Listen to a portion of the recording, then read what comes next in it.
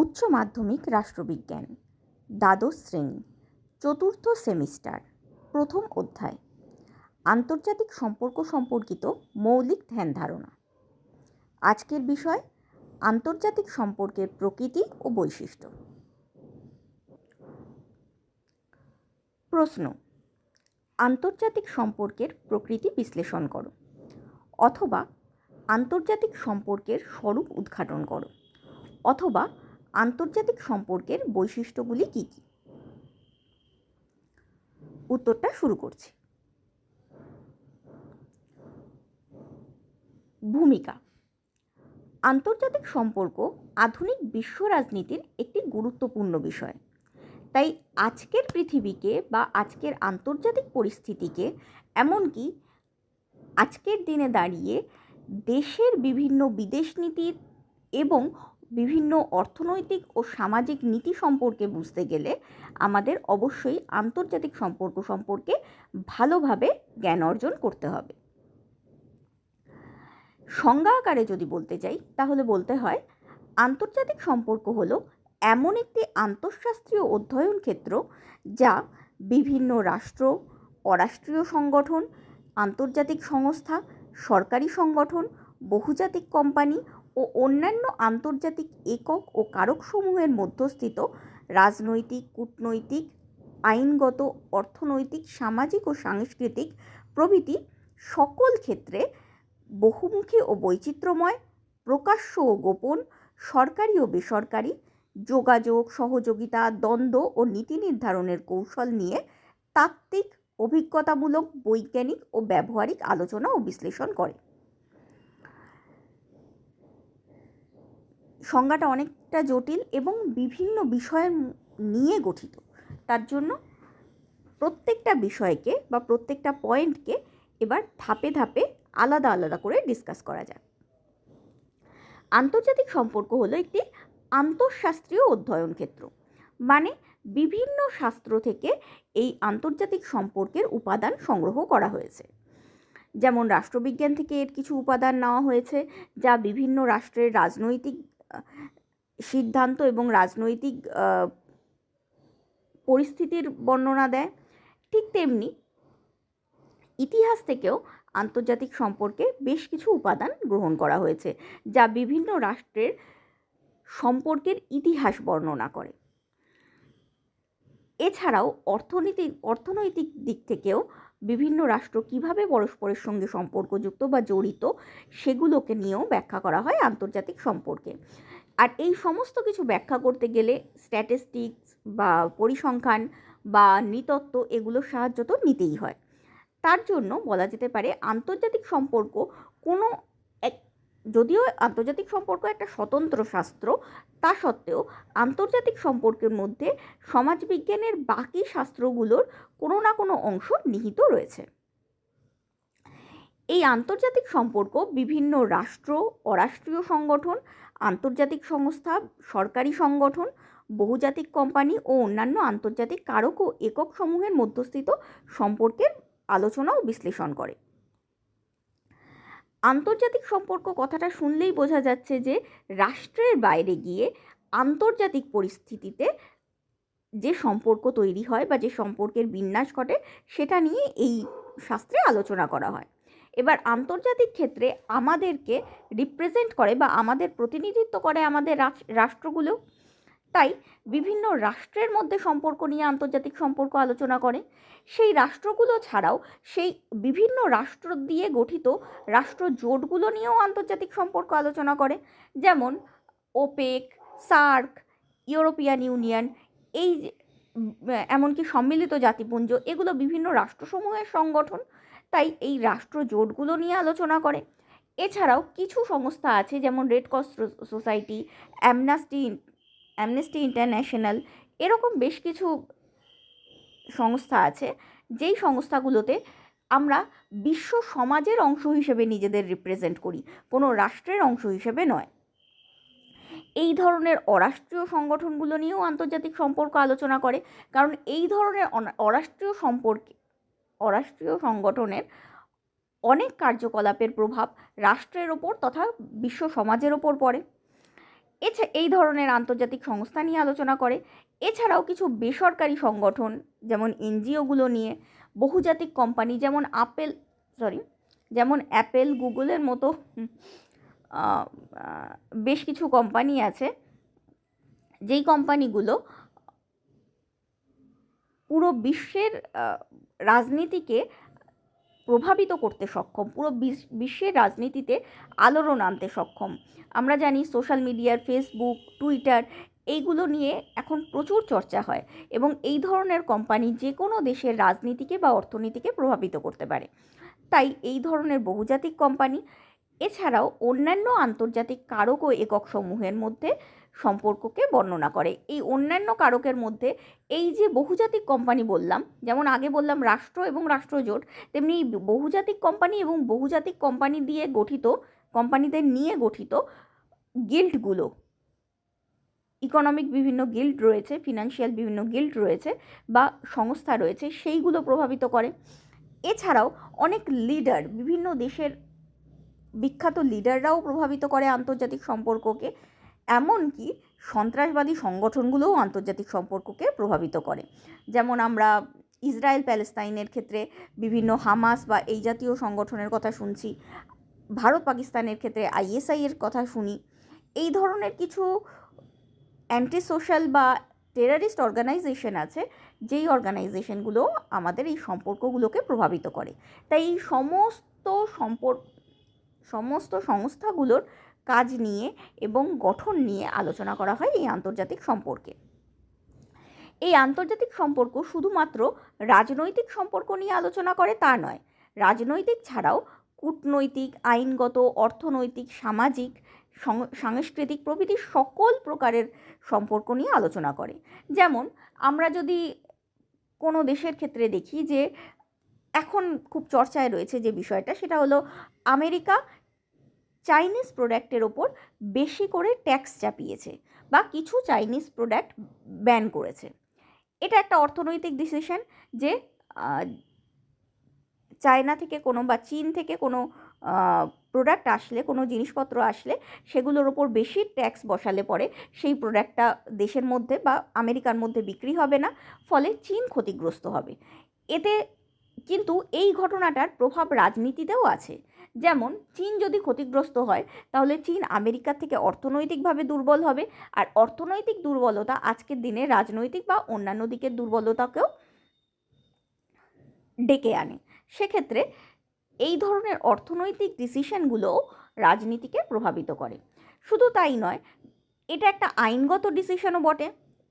Extra tax বসানো এটা একটা আইনগত পরিস্থিতি বা একটা আইনগত কাজ। এই ধরনের আইনগত পদক্ষেপের প্রভাবও রাজনীতি এবং কূটনীতিতে পড়ে। এবার যেহেতু চীনের সঙ্গে এরকম একটা আমেরিকার সম্পর্ক হয়েছে, তার জন্য কূটনীতিকভাবে চীন আবার ভারতের সঙ্গে এবং রাশিয়ার সঙ্গে ভালো সম্পর্ক তৈরি করতে চাইছে। তাই প্রত্যেকটা জিনিস পরস্পরের সঙ্গে একটা জালের মতো জড়িয়ে আছে। এই যে জড়িয়ে আছে, এই কারণেই আন্তর্জাতিক সম্পর্ক শুধুমাত্র রাজনৈতিক সম্পর্ক নিয়ে আলোচনা করে না, রাজনীতি ছাড়াও কূটনীতি, আইনগত, অর্থনৈতিক, সামাজিক, সাংস্কৃতিক প্রভৃতি সকল প্রকারের সম্পর্ক নিয়ে আলোচনা করে। আর এই সকল প্রকারের সম্পর্ক নিয়ে আলোচনা করার ফলেই এই আলোচনার ক্ষেত্রটা হয়ে উঠেছে বহুমুখী এবং বৈচিত্র্যময়। বহুমুখী কারণ বিভিন্ন সংস্থার ভূমিকা আছে, রাষ্ট্র ছাড়াও অরাষ্ট্রীয় সংগঠনগুলোর ভূমিকা আছে। আর বৈচিত্র্যময় কারণ রাজনীতি ছাড়াও অন্যান্য জীবনের বা সমাজের অন্যান্য দিকের ভূমিকাও রয়েছে। এই আন্তর্জাতিক সম্পর্ক শুধুমাত্র প্রকাশ্য রাজনীতি বা প্রকাশ্য সন্ধি চুক্তি নিয়ে আলোচনা করে তাই নয়, গোপন সম্পর্কগুলো নিয়েও আলোচনা করে। এই গোপন সম্পর্কগুলো আছে বলেই আন্তর্জাতিক সম্পর্ক পড়াটা বা আন্তর্জাতিক সম্পর্কের জ্ঞান অর্জন করাটা অনেক বেশি গুরুত্বপূর্ণ। কারণ যদি আমরা এই গোপন খুঁটিনাটিগুলো না বুঝি, তাহলে বিশ্বের পরিস্থিতি কোনোদিনই পুরোপুরি বুঝতে পারবো না। এছাড়া সরকারি বা রাষ্ট্রদের মধ্যে যে সম্পর্ক, তাছাড়াও বেসরকারি সম্পর্কগুলো নিয়েও বা বিভিন্ন বহুজাতিক সংস্থা এবং অরাষ্ট্রীয় সংগঠনের সম্পর্কগুলো নিয়েও আলোচনা করে আন্তর্জাতিক সম্পর্ক। সম্পর্ক বলতে কি নিয়ে এক্স্যাক্টলি আলোচনা করা হয়? বিভিন্ন আন্তর্জাতিক কারকের মধ্যে বা ক্রিয়াকারীর মধ্যে যোগাযোগ, সহযোগিতা, দ্বন্দ্ব, নীতি নির্ধারণের কৌশল, এই সমস্ত কিছু নিয়ে আলোচনা করা হয়। অর্থাৎ যেমন সহযোগিতা নিয়ে আলোচনা করা হয়, ঠিক তেমনই দ্বন্দ্ব নিয়েও আলোচনা করা হয়। আর এই সহযোগিতা ও দ্বন্দ্বের কারণে যে ধরনের নীতিগুলো নির্ধারিত হয় সেগুলো নিয়েও আলোচনা করা হয়। সব মিলিয়ে যোগাযোগকে নিয়ে আলোচনা করা হয় এই আন্তর্জাতিক সম্পর্কে। কী ধরনের আলোচনা করা হয় না, তাত্ত্বিকভাবে আলোচনা করা হয়, যেটা আমরা পরবর্তীকালে পড়ব। আদর্শবাদ, মার্ক্সবাদ, উদারনীতিবাদ, বাস্তববাদ, এই সমস্ত তত্ত্বের দ্বারা ব্যাখ্যা করা হয় আন্তর্জাতিক পরিস্থিতিকে। এছাড়াও অভিজ্ঞতামূলক, অর্থাৎ হিস্ট্রি থেকে যে আমরা বা ইতিহাসের অভিজ্ঞতা থেকে আমরা যে তথ্যগুলো পাই সেগুলো নিয়ে আলোচনা করা হয়। বিজ্ঞান ভিত্তিক আলোচনা করা হয়, মানে পরিসংখ্যানের মাধ্যমে ব্যাখ্যা দিয়ে বাস্তববাদী দৃষ্টিভঙ্গিতে আলোচনা করা হয়। এছাড়াও ব্যবহারিক বা প্রায়োগিক, মানে আমরা কি কি করতে পারি, যেমন তাত্ত্বিকভাবে আমরা কি কি করা উচিত সেটা নিয়ে আলোচনা করি, তেমনি ব্যবহারিকভাবে আমরা কি কি করব, কি কি করছি, কি কি করতে পারি সেটা নিয়েও আলোচনা এবং বিশ্লেষণ করা হয় এই আন্তর্জাতিক সম্পর্কে। সংজ্ঞাটা শুনলেই বুঝতে পারছো যে আন্তর্জাতিক সম্পর্কের প্রকৃতিটা অত্যন্ত জটিল।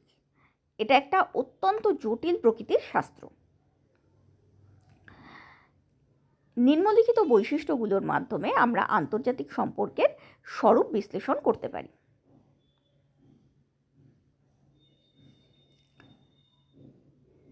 প্রথম পয়েন্ট, গতিশীল ও পরিবর্তনশীল।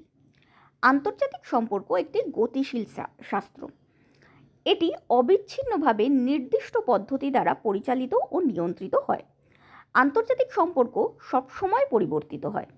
যুদ্ধ, জোট, প্রযুক্তিগত অগ্রগতি, বৈশ্বিক সংকট, যেমন জলবায়ু পরিবর্তন, মহামারী, এই সব কিছুই এর গতিবিধিকে প্রভাবিত করে। নগর রাষ্ট্র থেকে আধুনিক রাষ্ট্র ব্যবস্থার বিবর্তন, শিল্প বিপ্লব, প্রথম ও দ্বিতীয় বিশ্বযুদ্ধ, ঠান্ডা যুদ্ধ, সোভিয়েত ইউনিয়নের ভাঙন, আমেরিকার একক প্রভাব থেকে চীন, ভারতের উত্থান পর্যন্ত সব ঘটনাই প্রমাণ করে যে আন্তর্জাতিক সম্পর্কের পরিধি বা প্রকৃতি সর্বদাই পরিবর্তনশীল।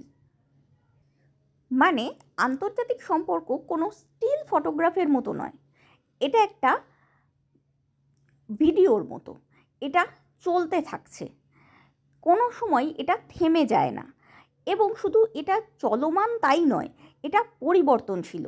মানে আগের বছর যে দেশটা আমাদের শত্রু ছিল, এবছর সেই দেশটা আমাদের মিত্র দেশেও পরিণত হতে পারে। ভারত আর আমেরিকার বা মার্কিন যুক্তরাষ্ট্রের বর্তমান পরিস্থিতির উদাহরণটা এর সবথেকে বড় জীবন্ত উদাহরণ হতে পারে। কিছুদিন আগে পর্যন্ত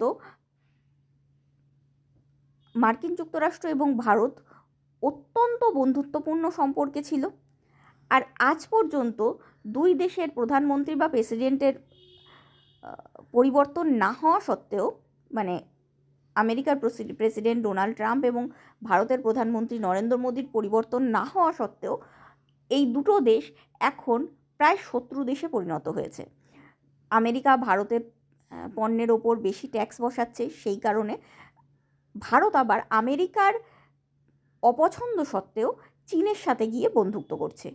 এই যে পরিস্থিতিটা, যে আগে আমেরিকা আর ভারত এত ভালো বন্ধু ছিল আর এখন প্রায় শত্রুর পর্যায়ে, এই ধরনের পরিবর্তনশীল পরিস্থিতি শুধুমাত্র এই দুটো দেশের ক্ষেত্রেই না, বিভিন্ন দেশের ক্ষেত্রে দেখা যায়, বা পুরো আন্তর্জাতিক পরিস্থিতির ক্ষেত্রেই এটা একটা সত্যি। যেমন ঠান্ডা লড়াইয়ের সময় ন্যাটোর যে সমস্ত সদস্যরা ওয়ারসয়ের যে সমস্ত সদস্যরা ছিল, অর্থাৎ সোভিয়েত ইউনিয়নের যে রাষ্ট্রজোটের সদস্যরা ছিল, তারাও ঠান্ডা যুদ্ধের পরবর্তীকালে যখন আমেরিকাকে কেন্দ্র করে এক মেরু কেন্দ্রিক শাসন ব্যবস্থা বা বিশ্ব ব্যবস্থা তৈরি হলো, তখন তাদের অনেকেই, যারা রাশিয়ার রাষ্ট্রজোটের অংশ ছিল, তারা আমেরিকান রাষ্ট্রজোটের অংশ হিসেবে যুক্ত হয়েছে। তাই বলা যেতে পারে সম্পূর্ণ আন্তর্জাতিক পরিস্থিতিটা গতিশীল এবং পরিবর্তনশীল। যুদ্ধ, জোট, প্রযুক্তিগত অগ্রগতি, বৈশ্বিক সংকট সব কিছুই আন্তর্জাতিক সম্পর্কের গতিবিধিকে প্রভাবিত করে। যেমন রাশিয়া ইউক্রেন যুদ্ধের ফলে ভারতবর্ষের অর্থনৈতিক দিক থেকে অনেক প্রভাবিত হয়েছে ভারতবর্ষ, এবং ইউরোপের বিভিন্ন দেশ রাশিয়া ইউক্রেন যুদ্ধের পর রাশিয়ার বিভিন্ন প্রোডাক্টকে ব্যান করেছিল, কিন্তু ভারতবর্ষ ব্যান করেনি। তাই ইউরোপের কিছু দেশের সঙ্গে ভারতবর্ষের এক প্রকার মনোমালিন্যের সৃষ্টি হয়েছে। তাই একটা ছোট্ট আঞ্চলিক যুদ্ধ সম্পূর্ণ আন্তর্জাতিক পরিস্থিতিকে প্রভাবিত করতে পারে। এছাড়া ন্যাটো, ওয়ারসয়ের মতো জোট প্রভাবিত করে। তাছাড়াও প্রযুক্তিগত অগ্রগতির ফলে এক দেশ এবং আরেক দেশের সঙ্গে সম্পর্কজনিত কারণে আন্তর্জাতিক সম্পর্ক প্রভাবিত হতে পারে। যেমন কোনো দেশ যদি প্রযুক্তিগতভাবে খুব বেশি এগিয়ে যায়, ইসরায়েলের কথা বলো বা ভারতের কথা বলো, তারা আধুনিক অস্ত্রশস্ত্র তৈরি করতে পারে। আবার কোনো দেশ পাকিস্তানের মতো যদি পিছিয়ে যায়, তারা এই ধরনের অস্ত্র তৈরি করতে না পারার ফলে যুদ্ধে হেরে যেতে পারে, তারা আন্তর্জাতিক ক্ষেত্রে দুর্বল হয়ে যায়। এই পুরো পরিস্থিতিটাই দুই দেশের সম্পর্ককে প্রভাবিত করে। এছাড়াও বৈশ্বিক সংকট, যেমন আমরা সম্প্রতি দেখেছি কোভিড-19 ফলে সমগ্র বিশ্বকে এক হতে, আবার বিশ্বের কিছু বড় দেশগুলোর ক্ষেত্রে চরম বিপর্যয়ে নেমে আসতে, এই সব কিছুই তাই আন্তর্জাতিক গতিবিধিকে প্রভাবিত করে। আমরা নগর রাষ্ট্র থেকে আধুনিক রাষ্ট্র ব্যবস্থার বিবর্তন পর্যন্ত দেখেছি। শিল্প বিপ্লব, প্রথম ও দ্বিতীয় বিশ্বযুদ্ধ, ঠান্ডা যুদ্ধ, সোভিয়েত ইউনিয়নের ভাঙন, আর সোভিয়েত ইউনিয়নের ভাঙনের আগে দ্বিমেরু বিশ্ব, এবং সোভিয়েত ইউনিয়নের ভাঙনের পর আমেরিকা কেন্দ্রিক একমেরু বিশ্ব, আর আজকে বর্তমান দিনে চীন আর ভারত এমনকি সাউথ কোরিয়ার উত্থানের ফলে যে বহুমেরু বিশ্ব বা ওপেক কান্ট্রিগুলোর উত্থানের ফলে যে বহুমেরু বিশ্ব ব্যবস্থা, সেই সমস্ত কিছু দেখে এসেছি। কাজেই আমরা বুঝতে পারছি যে আন্তর্জাতিক সম্পর্কের প্রকৃতি সর্বদাই পরিবর্তনশীল এবং গতিশীল। পয়েন্ট নাম্বার 2, ব্যাপক এবং বিস্তৃত পরিধি সম্পন্ন। আন্তর্জাতিক সম্পর্কের পরিধি ব্যাপক এবং বিস্তৃত। নির্দিষ্ট গণ্ডির মধ্যে সীমাবদ্ধ রেখে আন্তর্জাতিক কারকগুলির পরিবর্তনশীল আচরণকে পর্যালোচনা করা যায় না। যেমন আন্তর্জাতিক সম্পর্ক আলোচনার সূচনাকালে এই শাস্ত্রটির উদ্দেশ্য ছিল যুদ্ধের সম্ভাবনা রোধের উপায় বার করা, কিন্তু বর্তমানে এই শাস্ত্রটির উদ্দেশ্য হল আন্তর্জাতিক সমাজের স্থিতিশীল ও উন্নয়নমূলক ভবিষ্যৎ নির্ধারণ করা। আন্তর্জাতিক সম্পর্কে যেহেতু এতগুলো দিক নিয়ে, আগেই বললাম, রাজনৈতিক, অর্থনৈতিক, সাংস্কৃতিক, কূটনৈতিক, আইনগত সমস্ত প্রকার দিক নিয়ে আলোচনা করা হয়, তাই এই বিষয়টার পরিধি অনেক বেশি ব্যাপক এবং বিস্তৃত। কোনো নির্দিষ্ট গণ্ডির মধ্যে সীমাবদ্ধ রেখে এগুলো আলোচনা করা যায় না, কারণ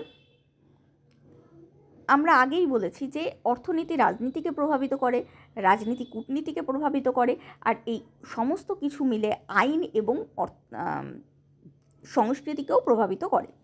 তাই বলা যেতে পারে কোনো একটা নির্দিষ্ট বিষয়ের ওপর ফোকাস করে আন্তর্জাতিক সম্পর্ককে বোঝা সম্ভব নয়, বা আন্তর্জাতিক ক্রিয়াকারীগুলোর আচরণ বোঝা সম্ভব নয়। যেমন আন্তর্জাতিক সম্পর্ক যখন স্বতন্ত্র বিষয় হিসেবে আত্মপ্রকাশ করেছিল, ঠিক সেই সময় অর্থাৎ প্রথম বিশ্বযুদ্ধের পরবর্তীকালে যুদ্ধ রোধের উপায় বার করার জন্যই মূলত এই শাস্ত্রটার উদ্ভব ঘটেছিল। কিন্তু বর্তমানে শুধু যুদ্ধ রোধ করা নয়, মানব সমাজকে, টোটাল বিশ্ব সমাজকে এগিয়ে নিয়ে যাওয়া, আরও উন্নতি করা টোটাল বিশ্বের, এটা এই শাস্ত্রটার উদ্দেশ্য হয়ে দাঁড়িয়েছে। তাই বলা যেতে পারে এই শাস্ত্রটার পরিধি ব্যাপক এবং বিস্তৃত। আন্তঃশাস্ত্রীয় চরিত্র বিশিষ্ট। তৃতীয় পয়েন্ট হলো আন্তঃশাস্ত্রীয় চরিত্র বিশিষ্ট। আন্তর্জাতিক সম্পর্কের সঙ্গে রাষ্ট্রবিজ্ঞান, অর্থনীতি, ইতিহাস, ভূগোল, সমাজবিজ্ঞান, আন্তর্জাতিক আইন ও দর্শনের ঘনিষ্ঠ সম্পর্ক রয়েছে। অর্থাৎ আন্তর্জাতিক সম্পর্ক কোনো একক বিষয় নয়, বরং রাষ্ট্রবিজ্ঞান, অর্থনীতি, ইতিহাস, ভূগোল, সমাজবিজ্ঞান, আইন, দর্শন ইত্যাদি নানা শাস্ত্র থেকে আন্তর্জাতিক সম্পর্ক ধারণা গ্রহণ করে। যেমন অর্থনীতির সাহায্যে আন্তর্জাতিক বাণিজ্যকে বোঝা যায়, ইতিহাসের সাহায্যে অতীতের যুদ্ধ ও কূটনীতির শিক্ষা মেলে। আবার আন্তর্জাতিক আইন থেকে আন্তর্জাতিক বিচার ব্যবস্থা তৈরি হয়।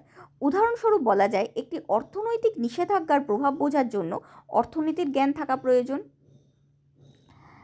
যেটা আমি এক্ষুনি আলোচনা করলাম যে আমেরিকার চাইনিজ প্রোডাক্টকে ব্যান করা এবং অতিরিক্ত ট্যাক্স আরোপ করার ফলে সমগ্র রাজনীতি, কূটনীতি, আইন সব কিছুই প্রভাবিত হচ্ছে। তাই বলা যেতে পারে যে আন্তর্জাতিক সম্পর্ক কোনো একটি বিচ্ছিন্ন বিষয় নয়, স্বতন্ত্র কিন্তু বিচ্ছিন্ন নয়। রাষ্ট্রবিজ্ঞান, অর্থনীতি, ইতিহাস, ভূগোল সব কিছুর থেকেই এই আন্তর্জাতিক সম্পর্ক উপাদান সংগ্রহ করে। যেমন আমি যদি এর আগে রাষ্ট্রবিজ্ঞান, অর্থনীতি, ইতিহাস নিয়ে তো বলেইছি, এবার যদি বলি ভূগোল নিয়ে, ভূগোল থেকেও কীভাবে রসদ সংগ্রহ করে। এই যে সিন্ধু চুক্তি পাকিস্তান এবং ভারতের মধ্যে, এই সিন্ধু নদীর জলবন্টন সম্পর্কে যদি তোমার ধারণা না থাকে, কিভাবে জল যাচ্ছে বা কোন নদীতে কত পরিমাণের জল প্রবাহিত হচ্ছে, সেই সম্পর্কে যদি প্রাথমিক ধারণা না থাকে, তাহলে কোনোভাবেই এই সিন্ধু নদীর জলবন্টনের রাজনীতি বোঝা সম্ভব হবে না। তাই ভূগোলও আন্তর্জাতিক রাজনীতিকে প্রভাবিত করে। আর বাকি সমস্ত শাস্ত্রগুলোর কথা তো আলোচনা করেইছি। তাই বলা যেতে পারে যে সমস্ত শাস্ত্র থেকে ধারণা নিয়েই আন্তর্জাতিক সম্পর্ক গড়ে উঠেছে। কিন্তু শুধু এটাই নয় যে সমস্ত শাস্ত্র থেকে ধারণা নিয়েছে, আন্তর্জাতিক সম্পর্কের ধারণাগুলোকেও আবার অন্যান্য শাস্ত্রে প্রয়োগ করা হয়। যেমন আমরা যদি রাষ্ট্রবিজ্ঞান পড়ি, তাহলে আন্তর্জাতিক সম্পর্কের কিছু অংশ যদি আমরা না বুঝি, তাহলে বিভিন্ন রাষ্ট্রের নীতি নির্ধারণের কৌশলও আমরা বুঝতে পারবো না। যেমন সোভিয়েত রাশিয়া আর মার্কিন যুক্তরাষ্ট্রের মধ্যেকার আন্তর্জাতিক সম্পর্ক যদি না বোঝা হয়, তাহলে কোনো দিনই এই দুটো রাষ্ট্রের অভ্যন্তরীণ নীতিগুলো বা অর্থনৈতিক নীতিগুলো বোঝা সম্ভব হয়ে উঠবে না। এখান থেকেই উঠে আসছে 4 নম্বর পয়েন্ট, বহুমাত্রিক প্রকৃতি সম্পর্ক। আন্তর্জাতিক সম্পর্ক শুধু রাজনীতি বা কূটনীতির পর্যালোচনার মধ্যেই সীমাবদ্ধ তা নয়। এর মধ্যে অর্থনীতি, সমাজ, সংস্কৃতি, পরিবেশ, প্রযুক্তি, আইন, সামরিক নিরাপত্তা ইত্যাদিও অন্তর্ভুক্ত। যেমন জাতিসংঘের মানবাধিকার ইস্যু, জলবায়ু পরিবর্তন চুক্তি, WTOর বাণিজ্য নীতি সবই আন্তর্জাতিক সম্পর্কের অংশ। অর্থাৎ 3 নম্বর পয়েন্টে আমরা বললাম অন্যান্য সাবজেক্ট থেকে আন্তর্জাতিক সম্পর্ক উপাদান গ্রহণ করে, এবং 4 নম্বর পয়েন্টে আমরা পড়ছি যে অন্যান্য সাবজেক্টকে আন্তর্জাতিক সম্পর্ক উপাদান সরবরাহ করে। এবার আসছি 5 নম্বর পয়েন্টে, রাষ্ট্রবিজ্ঞানের উপবিষয় স্বরূপ। যদিও অন্যান্য অনেক সম্পর্কের সঙ্গেই বা অনেক সাবজেক্টের সঙ্গেই এই আন্তর্জাতিক সম্পর্কের একটা গভীর সম্পর্ক রয়েছে, তা সত্ত্বেও একথা নিশ্চিতভাবে বলা যায় যে রাষ্ট্রবিজ্ঞানের সঙ্গে আন্তর্জাতিক সম্পর্কটা সবথেকে বেশি গভীর। তাই আন্তর্জাতিক সম্পর্ক রাষ্ট্রবিজ্ঞানের উপবিষয় স্বরূপ। প্রথম বিশ্বযুদ্ধের অব্যবহিত পরেই মূলত একটি পৃথক শাস্ত্ররূপে আন্তর্জাতিক সম্পর্কের আলোচনা শুরু হয়। এর আগে পর্যন্ত এটি ইতিহাস, আইন ও রাষ্ট্রতত্ত্বেরই একটি শাখা হিসেবে অধ্যয়ন করা হতো। তাই অধ্যাপক জিরমান বলেছেন, একটি সাধারণ পাঠ্য বিষয় হিসেবে আন্তর্জাতিক সম্পর্ককে বিবেচনা করা অসম্ভব, কারণ সুনির্দিষ্ট ও সুসংবদ্ধ কোনো পাঠ্যসূচির ভিত্তিতে আন্তর্জাতিক সম্পর্ক গড়ে ওঠেনি। আসলে আন্তর্জাতিক সম্পর্ক হলো রাষ্ট্রবিজ্ঞানের একটি অংশ, তবে পরবর্তীকালে এই শাস্ত্রটির স্বতন্ত্র পঠন পাঠন শুরু হয়। কিছু বিশ্ববিদ্যালয়ে আন্তর্জাতিক সম্পর্ক বিষয়ের ওপর পৃথক বিভাগ রয়েছে, আবার অনেক প্রতিষ্ঠানে রাষ্ট্রবিজ্ঞানের সঙ্গেই বিষয়টিকে পড়ানো হয়। অর্থাৎ অন্যান্য সাবজেক্টের সঙ্গে সম্পর্ক থাকলেও রাষ্ট্রবিজ্ঞানের অংশ হিসেবেই মূলত এই আন্তর্জাতিক সম্পর্ককে বেশিরভাগ ক্ষেত্রে ট্রিট করা হয় বা দেখা হয়।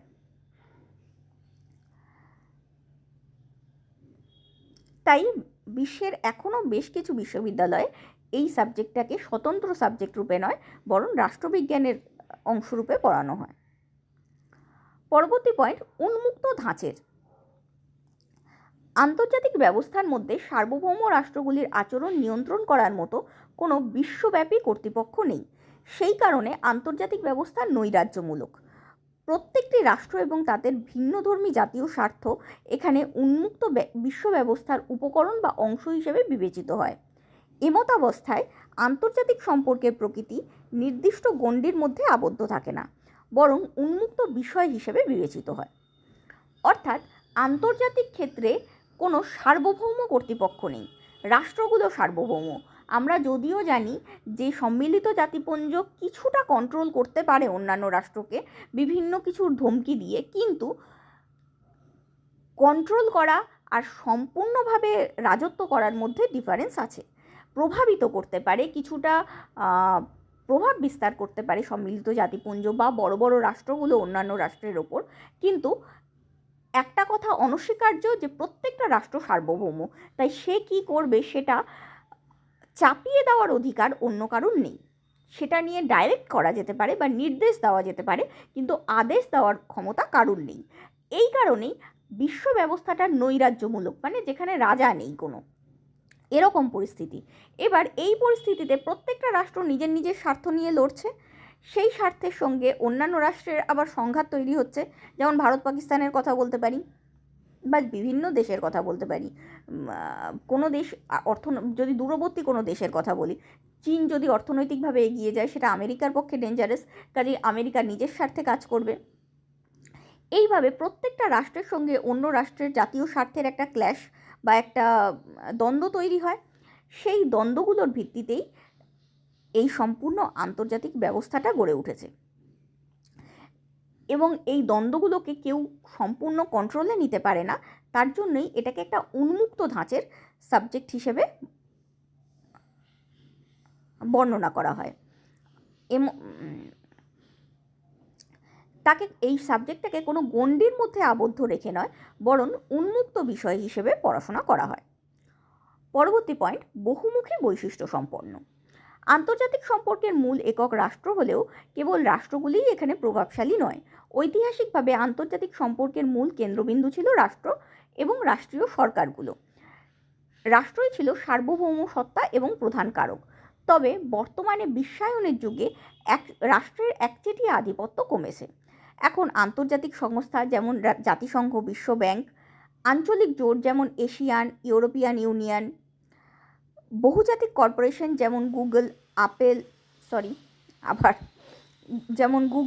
অ্যাপেল, আঞ্চলিক সংগঠন যেমন ওপেক, সার্ক, লেখা নেই আমি বলে দিলাম, এবং শক্তিশালী এনজিওগুলো যেমন amnesty international, red cross society, এমনকি সন্ত্রাসী সংগঠনগুলো যেমন আইএসআই বা হামাস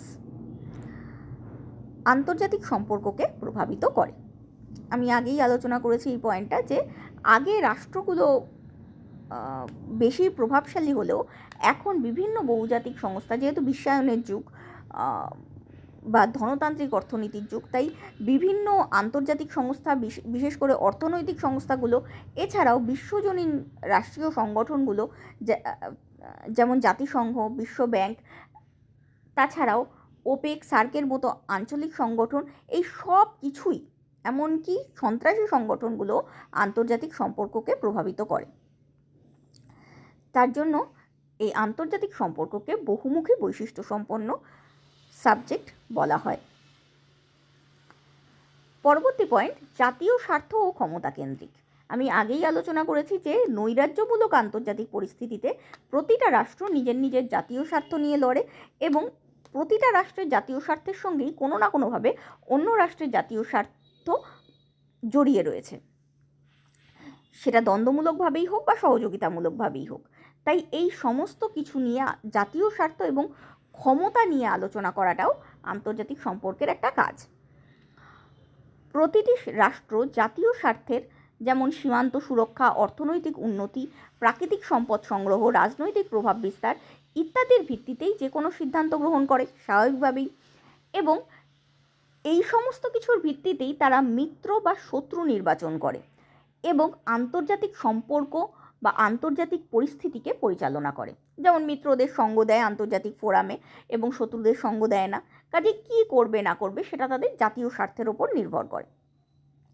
যেমন যুক্তরাষ্ট্র তেলের জন্য মধ্যপ্রাচ্যে আগ্রহী, আবার ভারত দক্ষিণ এশিয়ায় নিজের প্রভাব বিস্তার করতে চায়। এই স্বার্থ অর্জনের উপায় হলো ক্ষমতা, যা কূটনৈতিক, অর্থনৈতিক, সামরিক বা সাংস্কৃতিক যে কোনো রূপেই হোক না কেন। ক্ষমতার জন্য রাষ্ট্রগুলোর মধ্যে প্রতিযোগিতা এবং সংঘাত আন্তর্জাতিক সম্পর্কের একটি স্বাভাবিক দিক।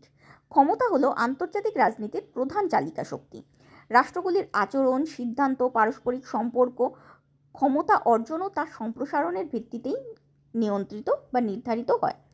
আর ক্ষমতা অর্জনই আন্তর্জাতিক রাজনীতির মূল উদ্দেশ্য, কারণ ক্ষমতাই আন্তর্জাতিক ক্ষেত্রে রাষ্ট্রকে নিরাপত্তা এবং সম্মান প্রদান করে।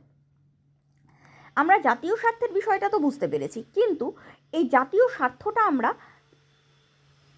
লাভ করব কী করে, বা আমরা জাতীয় স্বার্থটা চরিতার্থ করব কী করে? ক্ষমতা অর্জনের মাধ্যমে। যেমন দক্ষিণ এশিয়ার কোনো দেশের ক্ষমতা আছে ভারতের বিরুদ্ধে কিছু বলার? ডাইরেক্টলি ভারতের বিরুদ্ধে যাওয়ার ক্ষমতা নেপাল, ভুটান এই রকম ছোট রাষ্ট্রের নেই। ঠিক তেমনই ভারতের পক্ষে আবার চীন বা মার্কিন যুক্তরাষ্ট্রের বিরুদ্ধে যাওয়া সম্ভব নয়। তাই যদি এরকম কোনো একটা ডিল হয় বা আন্তর্জাতিক সম্মেলন হয় যেখানে এই সমস্ত রাষ্ট্রগুলো পার্টিসিপেট করছে, সেখানে প্রত্যেকটা রাষ্ট্রের খেয়াল রাখতে হবে যে তার থেকে পাওয়ারফুল কোনো রাষ্ট্রের বিরুদ্ধে যেন সে কোনোভাবেই না চলে যায়। কারণ যদি সেরকম চলে যায় তাহলে তার অর্থনীতি প্রভাবিত হবে। যেমন মার্কিন যুক্তরাষ্ট্র যদি ভারতের পরিবর্তে নেপাল বা ভুটানের কোনো প্রোডাক্টের ওপর ট্যাক্স বসাতো, সেটা তাদের অর্থনীতিকে প্রচণ্ডভাবে নাড়া দিত এবং অর্থনীতি প্রায় ভেঙে ফেলতে সমর্থ হতো। তার জন্য ওই ধরনের কোনো রাষ্ট্র খুব বেশি পাওয়ারফুল রাষ্ট্রের বিরুদ্ধে যেতে চায় না। তাই এই ক্ষমতা অর্জন করাটা বা পাওয়ার অর্জন করাটাও রাষ্ট্রগুলোর একটা জাতীয় স্বার্থের মধ্যেই পড়ে, কারণ ক্ষমতা দিয়েই আরও ক্ষমতা অর্জন করা যায়। যেমন কোনো দেশ যদি প্রথমেই বেশি ক্ষমতাশালী হয় কোনো ডিলের ক্ষেত্রে, তাহলে সেই ডিলের সুবিধাগুলো সে নিতে পারে এবং ওই ডিলের সুবিধা নিয়ে সে আরও বেশি ক্ষমতাশালী হতে পারে। ফর এক্সাম্পল, ধরো ভারত আর নেপালের মধ্যে কোনো চুক্তি হচ্ছে, সেই বাণিজ্যিক চুক্তির যে শর্তাবলী সেগুলো ভারতই নির্ধারণ করবে, কারণ নেপালের বলার কিছুই নেই। আবার সেই চুক্তিগুলো নিজের স্বার্থ অনুসারে নির্ধারণ করেছে বলে ভারত আরও বেশি ক্ষমতাশালী নেপালের থেকে হয়ে উঠবে। একেই এই যে জালটা বা এই যে চক্রটা, এই চক্রটা পুরোটাই ক্ষমতাকে কেন্দ্র করে চলছে। তার জন্য প্রত্যেকটা দেশই ক্ষমতা অর্জন করতে চায়। এই ক্ষমতা অর্জনের জন্য দেশগুলোর মধ্যে প্রতিযোগিতা তৈরি হয়। যেমন আমি বললাম যে দক্ষিণ এশিয়ায় ভারতের মতো পাওয়ারফুল কোনো দেশ নেই, কিন্তু সব দেশই তো চায় ভারতের মতো পাওয়ারফুল দক্ষিণ এশিয়ায় হতে। আবার বিশ্বে এখন সবথেকে বেশি পাওয়ারফুল আমেরিকা, কিন্তু চীনও চায় আমেরিকার মতোই পাওয়ারফুল হতে, আবার রাশিয়াও চায় আমেরিকার মতোই পাওয়ারফুল হতে। তার জন্যই প্রত্যেকটা দেশই ক্ষমতা অর্জনের জন্য একটা প্রতিযোগিতায় লিপ্ত, যেটা আমরা দ্বিমেরু বিশ্বের ক্ষেত্রে দেখেছি বা ঠান্ডা যুদ্ধের ক্ষেত্রে দেখেছি যে ক্ষমতা অর্জনের এবং প্রভাব বিস্তারের একটা প্রতিযোগিতা সম্পূর্ণ আন্তর্জাতিক রাজনীতিতে বিদ্যমান। তাই রাষ্ট্রগুলির আচরণ, সিদ্ধান্ত ও পারস্পরিক সম্পর্ক মানে নিজের স্বার্থগুলো অন্যের ওপর চাপিয়ে দেবে বা নিজের শর্তগুলো অন্যের ওপর চাপিয়ে দেবে, না অন্যের শর্তগুলো মেনে নেবে, সেই ধরনের আচরণ, সিদ্ধান্ত এই সব কিছুই ক্ষমতা অর্জন ও তার সম্প্রসারণের ভিত্তিতেই নির্ধারিত হয়। তাই ক্ষমতা অর্জনই আন্তর্জাতিক রাজনীতির মূল উদ্দেশ্য, কারণ ক্ষমতাই আন্তর্জাতিক ক্ষেত্রে রাষ্ট্রকে নিরাপত্তা এবং সম্মান প্রদান করে। যেটা বললাম, কোনো ডিলের ক্ষেত্রে সিওরিটি বা নিরাপত্তা প্রদান করে, সিকিউরিটি তো বটেই, সিওরিটিও প্রদান করে যে আমার স্বার্থেই ডিলটা হবে, আর তাছাড়াও সম্মানটাও প্রদান করে এই ক্ষমতা। 9 নম্বর পয়েন্ট, বৈশ্বিক আত্মনির্ভরতার উন্মোচক।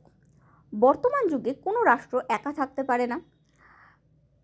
অর্থনীতি, প্রযুক্তি, পরিবেশ, স্বাস্থ্য সব ক্ষেত্রেই রাষ্ট্রগুলি একে অপরের ওপর নির্ভরশীল।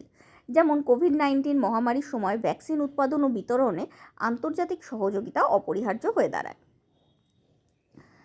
আজকের হাইপার ইন্টারকানেক্টেড পৃথিবীতে কোনোভাবেই বা বিশ্বায়নের যুগ যেটাকে আমরা বলি, কোনোভাবেই কোনো রাষ্ট্র একা নিজের সমস্ত কিছু স্বয়ংসম্পূর্ণভাবে করতে পারে না।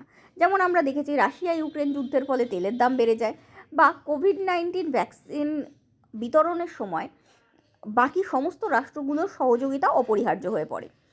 তাই বলা যেতে পারে প্রত্যেকের সঙ্গে একটা জালের মাধ্যমে যুক্ত। আর এই আত্মনির্ভরতাগুলি সম্পর্কে আলোচনা করা হয় আন্তর্জাতিক সম্পর্কে। তাই বৈশ্বিক আত্মনির্ভরতার উন্মোচক হিসেবে এই সাবজেক্টটাকে দেখা হয়। পরবর্তী পয়েন্ট হলো সংঘাত ও সহযোগিতার সহাবস্থানমূলক। আন্তর্জাতিক সম্পর্কে যুদ্ধ, প্রতিযোগিতা, ক্ষমতার দ্বন্দ্ব যেমন রয়েছে, তেমনই শান্তি প্রতিষ্ঠা, বাণিজ্য ও কূটনৈতিক সহযোগিতাও সমান গুরুত্বপূর্ণ।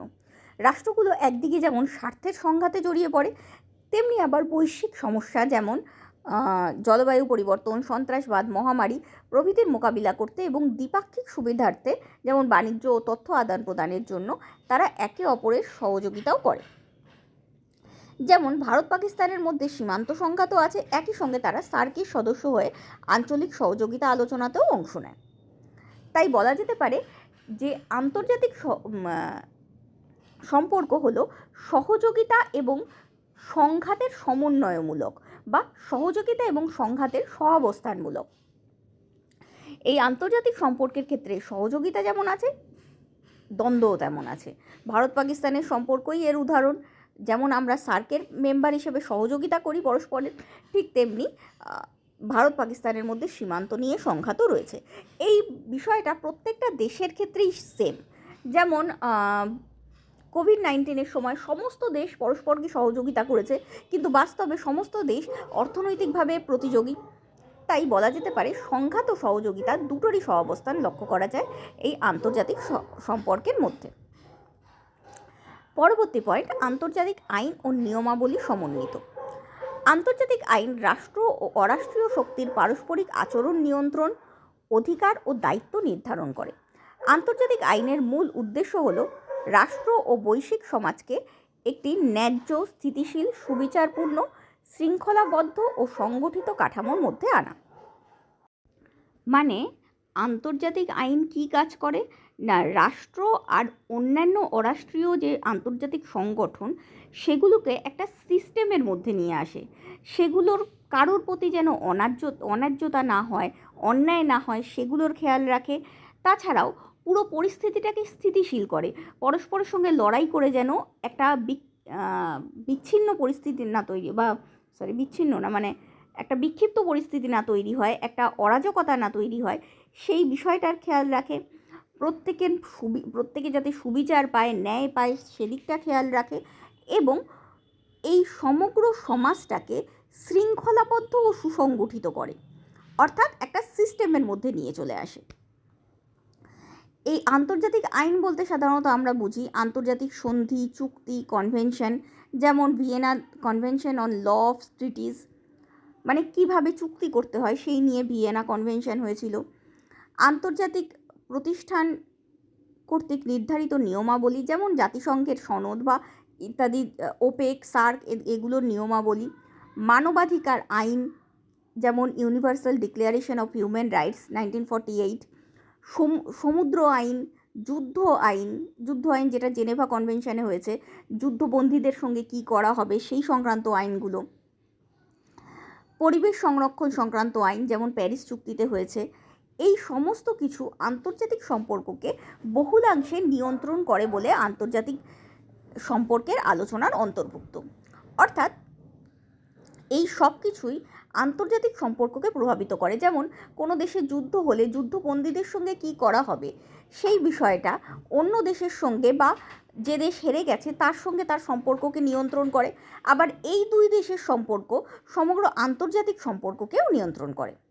প্রসঙ্গত উল্লেখযোগ্য যে আন্তর্জাতিক বিচার আদালত, আন্তর্জাতিক অপরাধ আদালত এবং বিশেষ ট্রাইব্যুনাল রাষ্ট্র ও অরাষ্ট্রীয় শক্তির মধ্যে আইনগত বিরোধ নিষ্পত্তি করে আন্তর্জাতিক আইনের বাস্তবায়ন ঘটায়।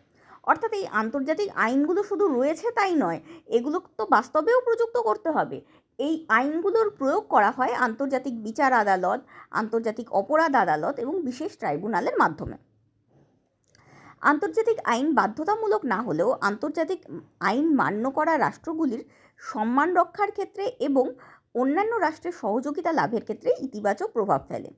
আমি যেটা আগেই বলেছি যে রাষ্ট্রগুলো সার্বভৌম, কিন্তু আন্তর্জাতিক ক্ষেত্রে কোনো এমন সংস্থা নেই যে সার্বভৌম রাষ্ট্রগুলোর ওপর কোনো কিছু চাপিয়ে দিতে পারে বা কোনো অধিকার প্রয়োগ করতে পারে, নিজের কোনো অর্ডার করতে পারে, এরকম কোনো সংস্থা আন্তর্জাতিক ক্ষেত্রে নেই।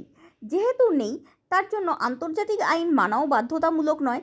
কিন্তু এই আন্তর্জাতিক আইন ডাইরেক্টলি কোনোভাবে এফেক্ট না করলেও রাষ্ট্রগুলোর ওপর, যদি কোনো রাষ্ট্র বারংবার আন্তর্জাতিক আইন ভাঙতে থাকে, তাহলে সেটা রাষ্ট্রের সম্মানের পক্ষে সম্মানহানিকর হয়, যেমন পাকিস্তানের ক্ষেত্রে বহুবার হয়েছে। এছাড়াও অন্যান্য রাষ্ট্রের সহযোগিতা লাভের ক্ষেত্রেও এই ধরনের আচরণ, মানে আইন না মানাটা, নেতিবাচক হতে পারে। যেমন পাকিস্তানকে এখন আর কেউ কোনো ধার দিতে চায় না বা কোনো ধরনের লোন ইস্যু করতে চায় না। এই ধরনের যদি কোনো দেশের মধ্যে দেশের আচরণ হতে থাকে যে বারংবার সে আন্তর্জাতিক আইন ভাঙছে, তাহলে সেটা তার সম্মানের পক্ষে এবং অন্যান্য সুযোগ সুবিধা অর্জনের ক্ষেত্রে ক্ষতিকারক হতে পারে। পরবর্তী পয়েন্ট, বাস্তবতা ও আদর্শের টানাপোড়েন। আন্তর্জাতিক সম্পর্ক অধ্যয়ন কয়েকটি প্রধান দৃষ্টিভঙ্গির মধ্যে একটি চলমান দ্বন্দ্ব দ্বারা প্রভাবিত। একদিকে এটি ক্ষমতা, দ্বন্দ্ব, নিরাপত্তা এবং জাতীয় স্বার্থের ওপর গুরুত্ব আরোপ করে। অন্যদিকে তেমনি এটি সহযোগিতা, আইন, কূটনীতি, মানবাধিকার প্রভৃতির ওপর জোর দেয়। তাই একে কেন্দ্র করে গড়ে উঠেছে বহু পরস্পর বিরোধী মতবাদ, যেমন আদর্শবাদ বনাম বাস্তববাদ, উদারবাদ বনাম মার্ক্সবাদ, রাষ্ট্রবাদ বনাম বহুত্ববাদ ইত্যাদি। এই সকল দৃষ্টিভঙ্গি আন্তর্জাতিক ঘটনাবলী বিশ্লেষণের ভিত্তি তৈরি করে। অর্থাৎ আন্তর্জাতিক সম্পর্ক বিভিন্ন পরস্পর বিরোধী দৃষ্টিভঙ্গির একটা সমন্বয়। এই বিভিন্ন পরস্পর বিরোধী দৃষ্টিভঙ্গির মধ্যে একটা বিদ্যমান বা চলমান দ্বন্দ্বের দ্বারাই আন্তর্জাতিক সম্পর্কের গতি নির্ধারিত হয়। একদিকে যেমন বাস্তববাদ রাষ্ট্রকেন্দ্রিকতা, ক্ষমতালিপ্সুতা প্রভৃতির ওপর জোর দেয়, অন্যদিকে তেমনই আদর্শবাদ সহযোগিতা এবং সমন্বয়ের ওপর জোর দেয়। অর্থাৎ একদিকে যেমন রাষ্ট্রগুলো পরস্পরের সহযোগিতা করে, সেই দিকটায় গুরুত্ব দিয়ে আন্তর্জাতিক ক্ষেত্রের প্রত্যেকটা বিষয়বস্তুকে বিবেচনা করা হয়, অন্যদিকে তেমনি দ্বন্দ্বের ভিত্তিতে আন্তর্জাতিক ক্ষেত্রের প্রত্যেকটা বিষয়বস্তুকে বিবেচনা করা হয়। আমি একটা উদাহরণ দিতে পারি। ধরো রাশিয়া ইউক্রেন যুদ্ধ। এর ক্ষেত্রে আদর্শবাদীরা বলবে যে দুই পক্ষের বসে আলোচনা করা উচিত, দুই পক্ষের নিজেদের প্রবলেমগুলোকে মিটিয়ে নেওয়া উচিত, কি কি শর্তাদি তৈরি হবে সেই ভিত্তিতে দুই পক্ষেরই যাতে জাতীয় স্বার্থ রক্ষিত হয় সেই ভিত্তিতে তাদের চুক্তি করা উচিত এবং সেই চুক্তি পালনের মাধ্যমে সম্পর্ককে সহযোগিতার মাধ্যমে, সমন্বয়ের মাধ্যমে উন্নতির দিকে নিয়ে যাওয়া উচিত। কিন্তু বাস্তববাদীরা বলবে যে এরকম বারবার সুযোগ দেওয়া সত্ত্বেও যদি কোনো রাষ্ট্র আইন ভঙ্গ করে তাহলে যুদ্ধটাই অনিবার্য, যেটা ভারত পাকিস্তানের ক্ষেত্রে তুমি দেখতে পাবে যে পাকিস্তান যেমন যতই সুযোগ দেওয়া হোক না কেন আদর্শবাদ মেনে চলবে না, পাকিস্তান কোনোভাবে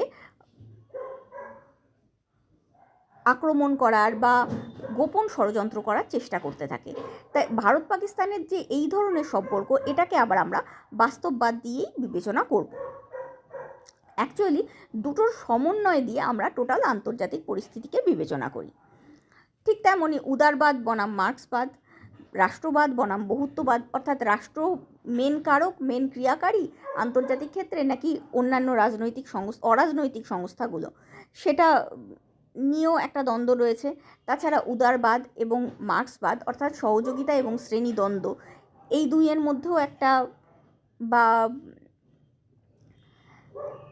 কেন্দ্রীভূত অর্থনীতি এবং উদার অর্থনীতি, এই দুটোর মধ্যেও একটা দ্বন্দ্ব চিরকালই বিদ্যমান। তাই এই সমস্ত দ্বন্দ্বগুলোর মধ্যে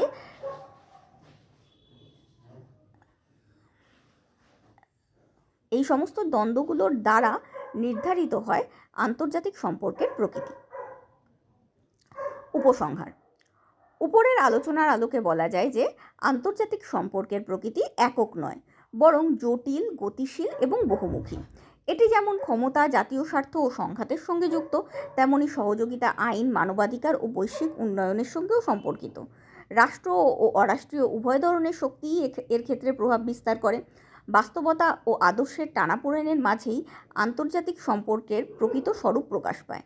সার্বিকভাবে আন্তর্জাতিক সম্পর্ক হলো এমন একটি শাস্ত্র যা ক্রমবিকাশমান বিশ্ব ব্যবস্থার প্রতিফলন ঘটায় এবং মানব সমাজকে শান্তি, নিরাপত্তা ও অগ্রগতির পথে পরিচালিত করে। অর্থাৎ আন্তর্জাতিক সম্পর্ক এমন একটা শাস্ত্র যা এই সব কিছু মিলিয়ে তৈরি হয়। রাষ্ট্র, অরাষ্ট্রীয় সংগঠন, রাজনীতি, অর্থনীতি, অন্যান্য সমাজ জীবনের অন্যান্য দিক, সহযোগিতা, দ্বন্দ্ব, যুদ্ধ, শান্তি, আইন, মানবাধিকার, বৈশ্বিক উন্নয়ন, এই সব কিছু নিয়েই আন্তর্জাতিক সম্পর্ক তৈরি এবং এই সব কিছুর সমন্বয়ের মাধ্যমেই আন্তর্জাতিক সম্পর্কের গতি নির্ধারিত হয়। তাই এটা এমন একটা শাস্ত্র যা ক্রমবিকাশমান বিশ্ব ব্যবস্থার প্রতিফলন ঘটায়। অর্থাৎ বিশ্বকে উন্নতির দিকে, যে বিশ্ব কীভাবে এগোচ্ছে তার একটা প্রতিচ্ছবি আমাদের সামনে তুলে ধরে এবং মানব সমাজকে শান্তি, নিরাপত্তা ও অগ্রগতির পথে পরিচালিত করার চেষ্টা করে। এই হলো আন্তর্জাতিক সম্পর্কের স্বরূপ বা প্রকৃতি বা বৈশিষ্ট্য। উত্তরটা ভালো লাগলে অবশ্যই লাইক এবং সাবস্ক্রাইব করো আমার চ্যানেলটা, আর অন্যদের সাথে অবশ্যই উত্তরটা শেয়ার করে নিও। আর এরকমই কোনো উত্তর যদি জানতে ইচ্ছে হয় তাহলে অবশ্যই কমেন্টের মাধ্যমে জানিও। Thank you.